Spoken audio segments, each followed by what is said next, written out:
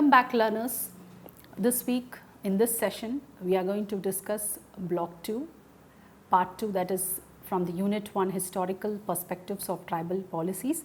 Let us see in detail.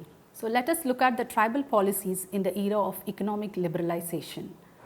We all know liberalization as a concept. It gained momentum in the year 1990s as a form of globalization and economic reforms. It has made tremendous changes in the economic life of certain tribal groups, particularly those who are advanced. The civil societies played an important role in providing the tribal self-help groups money and various loans at a subsidized rate. We can also understand from the 5-year plans, such efforts were made from the 8th 5-year plan. It increased the economic growth and infrastructure of the concerned tribals. The skilled tribals also started migrating to other parts of the country where they were working in public sector agencies and government as well.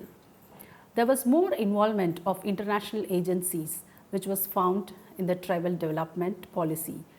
So, they too were funding the tribal development projects. The major objectives and strategies of the 8th 5-year plan were to make the tribal sub-plan strategies more result oriented and purposeful. Adequate emphasis was laid on the development of irrigation, horticulture, crops diversification and improvement in the quality of education of the tribals. There were also many special schemes which formulated during this period for the educational development of the scheduled tribes, particularly in the field of women, education and reducing the dropout rate among the scheduled tribes students at primary level. When we look at the 9th plan from the year 1997 to 2002, during this plan they aim to empower scheduled tribes by creating an enabling socio-economically conducive environment for them to exercise their rights freely, enjoy their privileges and lead a life of self-confidence and dignity at par with the rest of the society. Therefore, a major shift was visualized in this period so as to envisage their advancement through a process of empowerment. This process essentially encompassed 3 vital components, namely social empowerment, economic empowerment and social justice. And to this effect, while scheduled tribes related line with ministries, departments implemented general development policies and programs, the nodal Ministry of Tribal Affairs implemented certain scheduled tribe specific innovative programs. The 10th 5-year plan from the year 2002 to 7 focused on tackling the unresolved issues and problems on a time-bound basis, besides providing adequate space and opportunity for the tribals to empower themselves with the strength of their own potentials. The National Scheduled Tribe Finance and Development Corporation was set up in 2001, under which 14.53 lakh STs benefited. Now, moving on to the 11th 5-year plan and the scheduled tribes. In this plan, it does not make any special plan for STs. It rather continues the existing schemes and programs of the previous plans that were directed in the socio-economic development of the tribal population through an area-based approach. It has only identified nomadic and denotified tribe as disadvantaged. The Department of Elementary Education and Literacy and Higher Education in states have a provision for special incentives for ST students, which include textbooks, uniforms, abolition of tuition fees and so on. The special focus is also accorded to scheduled tribe students under the District Primary Education Program, Kasturba Gandhi Balika Vidyalaya, Midday Meal Program, Navodaya Vidyalaya, National Talent Search Scheme and so on. Post-metric scholarships are open to all scheduled tribe students whose parents' annual income is up to 1 lakh rupees to facilitate students to pursue professional courses. The Sarva Shiksha Abhiyan scheme recommended encouraging tribal languages in all the schools in tribal areas, opening of adult literacy centers and spreading inclusive education. Regarding higher education, this plan has recommended setting up new colleges in tribal areas and establishment of Central University was a mandate to promote educational revenue for tribal population. This plan also encourages tribal languages through textbooks and appointment of tribal teachers who are well versed in the tribal language and establishment of boys and girls hostels in different educational institutions. This plan recommends looking after the socio-cultural discrimination faced by disadvantaged groups, including scheduled tribes at different levels. It promotes healthcare of the tribal people and setting up auxiliary nursing midwife training centers in tribal blocks. Under housing schemes of the plan, it includes the Adim Jati for tribal and primitive tribal groups and Halpapti housing schemes for scheduled tribe families. Now, let us discuss in detail the draft National Tribal Policy.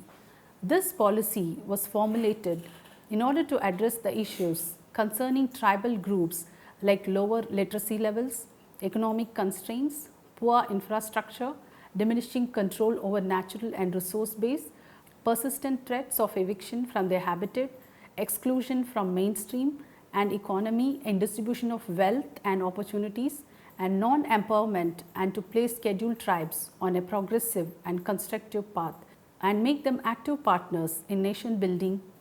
It was recommended that this policy shall be guided by the existing constitutional articles, including the PESA Act and the Nehruvian Panchsheel, what we have discussed in from Block 1 and Unit 1. According to Dixit, the national policy recognizes that a majority of scheduled tribes still live below the poverty line. They have poor literacy rates, suffer from malnutrition and other diseases, and they are also vulnerable to displacement. It also acknowledges that scheduled tribes in general are repositories of indigenous knowledge and wisdom. The national policy also aims at addressing each of these problems in a very concrete way. It also lists out measures to preserve and promote tribal cultural heritage. The National Tribal Policy seeks to increase the literacy rate of the tribal, which is still low compared to the national literacy rate. It ensures development of education among the tribal by providing them financial assistance and emphasizing on vocational education and mother tongue in the school curriculums. The forest dwelling tribal people have possessed a kind of knowledge about the surrounding pertaining to medical system, agriculture, ethno-veterinary, environmental conservation and so on, which the National Tribal Policy seeks to preserve and promote. The tribals seldom utilize the modern medical system which is available, but most of the areas, due to their strong belief in traditional medical system and experiences, they are not using the available modern medical facilities. They are also prone to attack by various hazardous diseases due to vitamin deficiency. With this backdrop, the National Tribal Policy seeks to promote the modern healthcare system and also a synthesis of the Indian systems of medicine like Ayurveda and Siddha with the tribal system. Since independence, the displacement of tribal population from their habitation is a huge problem due to construction of dams, industries and mining. It has largely affected the tribal people in terms of cultural, economic, health and other kinds of vulnerabilities. The national policy for tribals therefore stipulates that displacement of tribal people is kept to the minimum and undertaken only after possibilities of non-displacement and least displacement have been exhausted. When it becomes absolutely necessary to displace scheduled tribes people in their larger interest, the displaced should be provided a better standard of living. Shifting or slash burning cultivation has been the main economic pursuit of the tribal people. But various acts of states deprive the tribal of their traditional practices, as a result of which their subsistence economy gets affected. The National Tribal Policy, in order to handle the problem of shifting cultivation, seeks to rationalize the land tenure system. This policy also seeks to develop the primitive tribal groups who are the most vulnerable among the tribal population.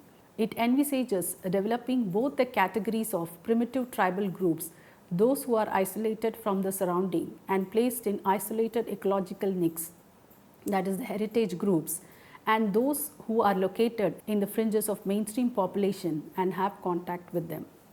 It seeks to develop them economically and to preserve their ecosystem, lifestyles and traditional skills of both the groups of primitive tribal groups. Land alienation and land transfers, these are the two important problems in most of the tribal regions that cause them economic vulnerability, which the National Tribal Policy ensures to stop. The policy also seeks to formulate state anti-alienation land laws so as to scrutinize the loopholes of various state laws and bring them in conformity with the PISA Act. It also seeks to amend the Indian Registration Act in order to identify the transferee whether or not as a member of scheduled tribe.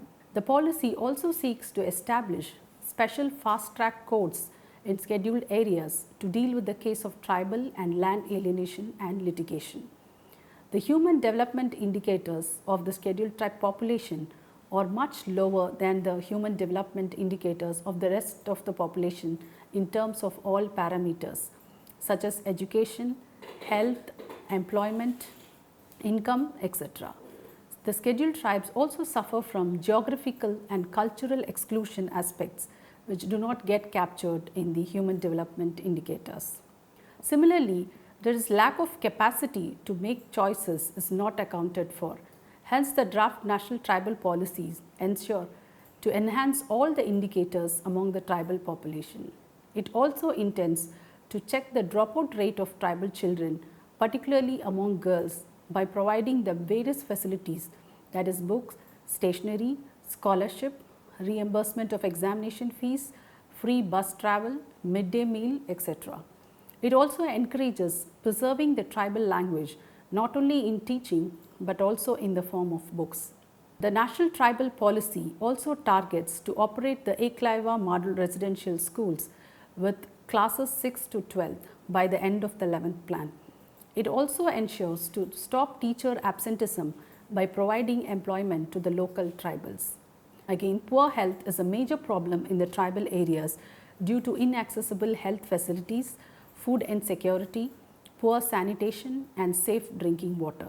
The tribal people still practice their traditional medical system even though there is availability of modern medical facilities in some part of tribal regions. And when we look at the major problem, that is lack of communication, that is there is no proper road which the National Tribal Policy seeks to fulfill.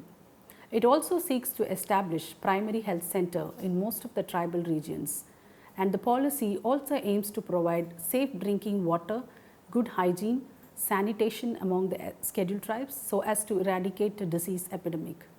The National Tribal Policy seeks to develop livelihood standard of scheduled tribes through different livelihood schemes like vocational training, establishment of industrial training institute, encouraging traditional arts and crafts or agroforest based activities. It also encourages marketing of these activities including minor forest produces so as to generate income through banks such as NST-FDC and TriFood, etc. Now look at what is an NST-FDC, how do they play a major role in empowering the scheduled tribes. The National Scheduled Tribe and Finance and Development Corporation, as I said earlier, it was set up in the year 2001 under the Ministry of Tribal Affairs, Government of India.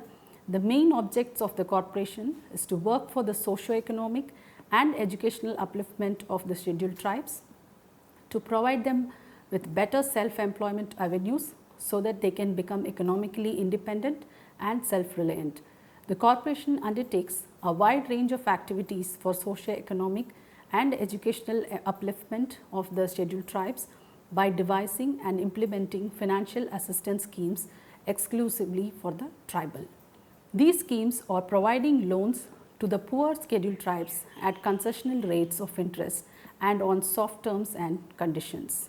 For helping tribal students to pursue higher education, loans are offered which are subsidized by the Ministry of Human Resources Development. Another organization, TriFed, it was established in August in the year 1987 under the Multi-State Cooperative Societies Act in the year 1984 by the Government of India as a national level cooperative body under the administrative control of the then Minister of Welfare, India.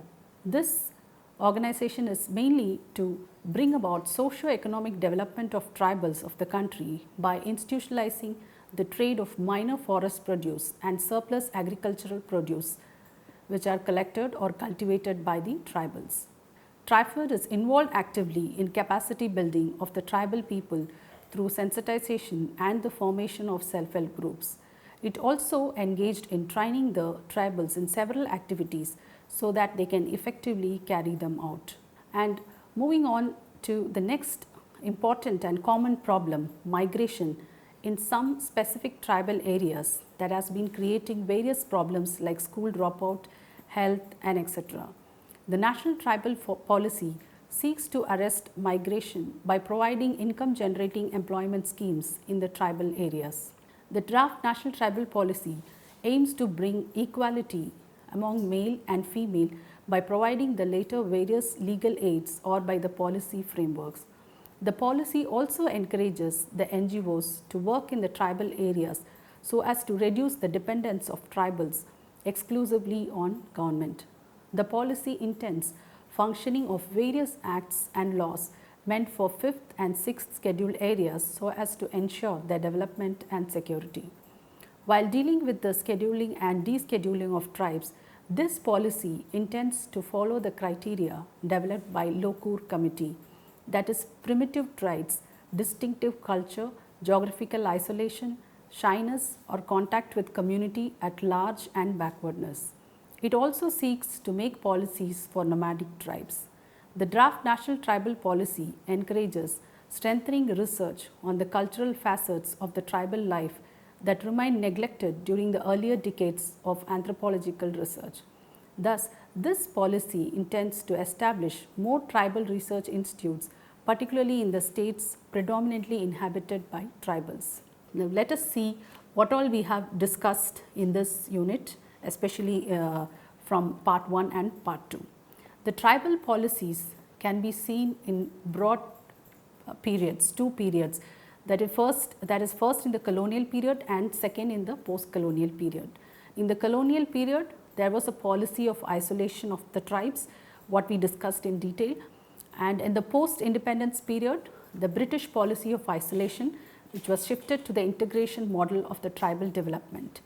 Various conventional programs were started in the tribal areas so as to meet the constitutional commitment and for bringing about social and economic among the tribal people. In the early 1990s, there was a shift in the economic policy of the Government of India with the introduction of economic liberalization, historical perspectives of tribal policies and legislation which impacted majority of the tribal groups adversely. The 11th 5-year plan does not make a special plan for STs. It rather continues the existing schemes and programs of the previous plans that were directed at the socio-economic development of the tribal population through an area-based approach.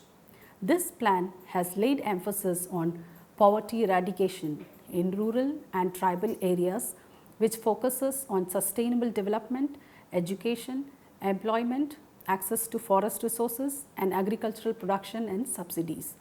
The draft National Tribal Policy, which tries to address the issue concerning lower education levels, poverty, poor infrastructure, diminishing control over natural resource base, persistent threats of eviction from their habitat, exclusion from mainstream economy in distribution of wealth and opportunities, and non-empowerment, and to place scheduled tribes on a progressive and constructive path to make them active partners in nation building. So, I hope learners, you would have watched part 1 and part 2 and explained in detail. So, you would have understood all the policies pre-independence period and post-independence period, and also detailedly we discussed about the National Draft Tribal Policy. So, thank you so much. We will meet in the next session.